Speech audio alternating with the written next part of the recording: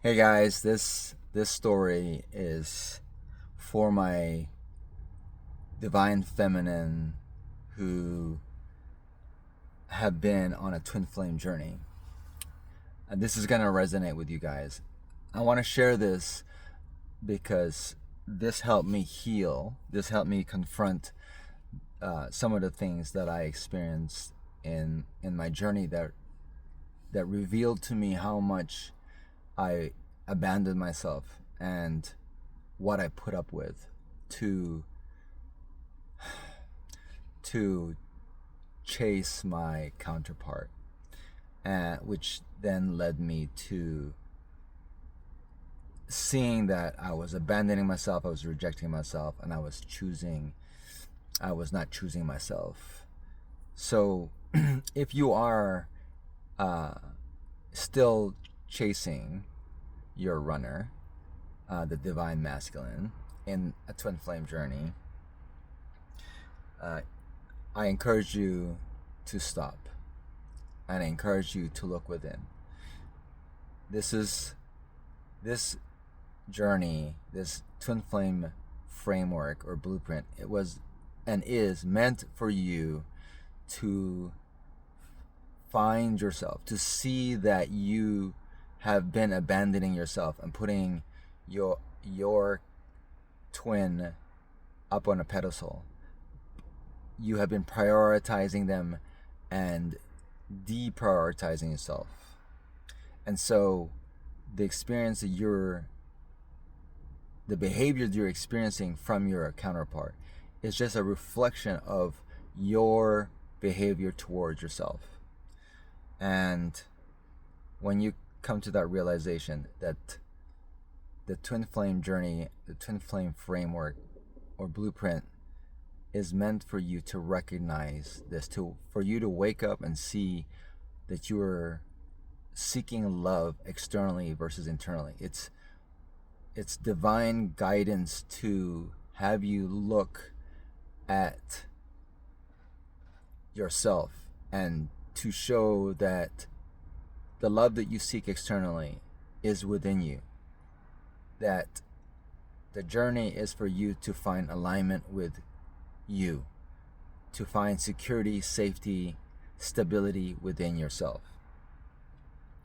And as when you realize this and you stop running and overgiving to your twin, you start putting that love towards you, and you start prioritizing yourself. You start your healing journey, and you start to withdraw your energy from your counterpart. And when that happens, they will feel it and they will stop running. And this is all energetic, so it's not going to make sense to them, but they will feel a shift in energy, and it will show up in their life as moments of silence in which they start to think and see what they have done. It's almost like the veil is lifted, and all of a sudden they'll start having these visions of how they treated you and seeing the truth, and they will start reflecting on that and the hurt they've caused you, and this will start their awareness, their inner healing. And it's divinely guided, so they will come into experiences in their life, tower moments in their life, where things start to collapse in their life, things start to fall apart in their life, which gives them pause to reflect on their behavior. And when you're no longer giving that energy, when you're no longer loving them and supporting them and uplifting them and giving them that energetic support, they start to feel it, because as these tower moments happen in their life, um, these collapses of whatever it is that they thought they had and they were creating, um, start to run into problems. They don't have you to run to or feel that energetic support, and this is when they start to realize the truth, and they start seeing how they have behaved towards you. So as part of my healing is I started to write a letter to my counterpart of the way of how she treated me and how I felt, and it's for you to come face to face, really, and recognize how much you abandoned yourself. Because when I wrote this, it really did emphasize how much it made me really think about how what I experienced, and how that tied to, really, it was just a reflection, a mirror of my behavior towards myself. So let me read this to you and share this with you. Dear counterpart, of course I wrote her initials, I'm not going to read out loud. I am sorry I betrayed you. I am sorry I abandoned you. I am sorry I chose my friends over you. That when it came to our relationship, I chose my friends over you. And I am sorry I opened myself up to other connections and went on dates with them. I am sorry I took advantage of your friendship, your trust, your hospitality, your kindness, and I am sorry that I kept your friends from you. I am sorry I got in between you and your friends. I am sorry that I gossiped about you. And I am sorry I didn't stick up for you or us. I am sorry I checked out. And I am sorry for projecting on you and accused you of emotionally cheating on you or on me. I am sorry for my snake-like behavior. I am sorry for being inconsistent and having hot and cold, wishy-washy behavior. And I'm sorry for wanting commitment and exclusivity with you and then pulling back when you gave it to me. I am sorry for my narcissistic behavior and even gaslighting you when all you were trying to do was show me unconditional love, which I have never experienced on such a level because of my childhood upbringing, my father wounds and mother wounds. I hadn't fully healed from which I haven't fully healed from. I lashed out to you and hurt you undeservingly. I am sorry for being so big on boundaries when I myself did not exercise my own boundaries. How I didn't stand up for myself and listened to others. How I put weight on other people and not listened to you and trusted my intuition. I'm sorry for having the habit of listening to my fears and for trusting in my ego instead of my heart and my intuition. I am so sorry for running away when it got tough and intimate. It scared the shit out of me. It was unfamiliar. I had not felt that kind of love in my life. I doubted your sincerity because I doubted my self-worth when it came down to it. I doubted this connection and I hurt you. I hurt us, and I am so sorry. You are my best friend. You and I can talk about everything and anything. You let me be me. I can be myself and feel alive around you. You inspire me to believe in myself and potential, in my higher self. There is an undeniable connection I feel with you. You know this and have shared this with me. But I didn't believe it. I saw it. I felt it. When you listen to me, share my stories of my upbringing, you were there listening.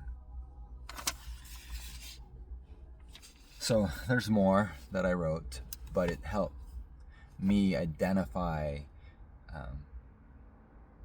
how I allowed myself to how I allowed my partner, my counterpart, to how I allowed myself to abandon myself.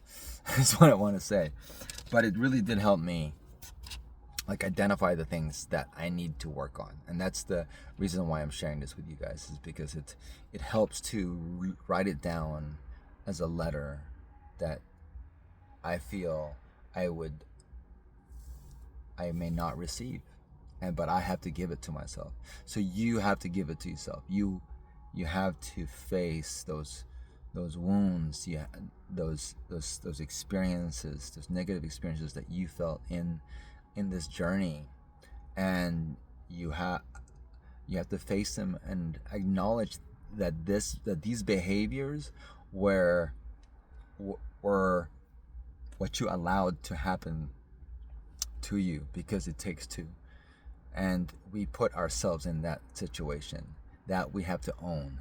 And it's not like our counterpart put a gun to our head and said, okay, you got to experience this. No, we allowed ourselves to experience these bad behaviors because we were abandoning ourselves. We were lacking boundaries and lacking self-worth, which allowed that behavior to happen. And so I encourage you to write a letter from your counterpart to you, as if they were actually writing it to you. And it is for you to free yourself, to free yourself energetically, to let go of what you suffered or what you felt and experienced negatively, and to recognize that, so that you then will never so that you'll be inspired to never experience that ever again. That's what I'm trying to get at. Okay, so that was very challenging and difficult for me to share with you guys. This was really like deep, and I apologize if I stuttered or was no, I'm not gonna apologize. I'm being very authentic and genuine by sharing this with you, and I'm sharing this with you so that you can and if this resonates with you, and I know that it will, if you are on a twin flame journey. And anytime, and I felt this way, anytime that I felt anger and frustration and not wanting to see why, to see the other side of it, to see their side, and to not have empathy towards them and compassion of them doing this, in a sense unknowingly, because they are blinded and they aren't aware, but it's done that way by design. This is the twin flame blueprint. This is the twin flame framework. It's supposed to happen this way when you really do the research and you connect the dots and know that when you do meet your twin, which is your other part, it's one soul and two bodies. So this is you on just the mirror of you. And when you meet that person, and not everyone gets to do this, but there's a big, huge collective, because I believe of what we have all gone through generationally. So divine has programmed this framework, this blueprint that a bunch of us, a collective of us, is going through, so that we can wake up and be reminded of who we are, and that love is within us, that the love we seek is inside of us. It is not separate from us. That it's the same thing as saying that God is not outside of us, but God is inside of us. That we are, in essence, God, His essence. So we are powerful. We are creators. Whatever we think and believe, we create. Provided we're consistent and we believe in it. So anyway, I digress, but it's the same idea, sort of a blueprint, but for manifesting and creating. This one, so the twin flame is about finding love, that our inner love, our selves, our inner souls, our inner union. Because it all goes back to us not being detached from love or anything outside of us. It's all within us. It all exists inside of us. Like everything conscious. It's all in our consciousness. Therefore, it's all inside of us. Like you are in essence inside of me. I am inside of you. When you think of me, and you're connecting to me, and that's why telepathy is real, because in essence you are, and I are the same and one. Anyway, it can be complex to understand this, but it's the whole idea of singularity. How when you collapse duality to singularity, that everything is around us is you. Yeah, it's complex to explain, but anyway, if this resonates with you, comment below, and I love you. Thanks for watching, and remember, you are not alone. We are all going through some sort of journey to heal, to expand, to grow, to connect with Source, to become aware that the kingdom of heaven is within, that everything starts within, that we are not separate from everything, but we are one with everything. Remember, you are cherished, you are adored, you are loved, and you are created in God's image. Therefore, you are powerful. And here's to an abundant, prosperous, loving, supportive, stable, financially secure, emotionally secure, mentally and physically secure 2026.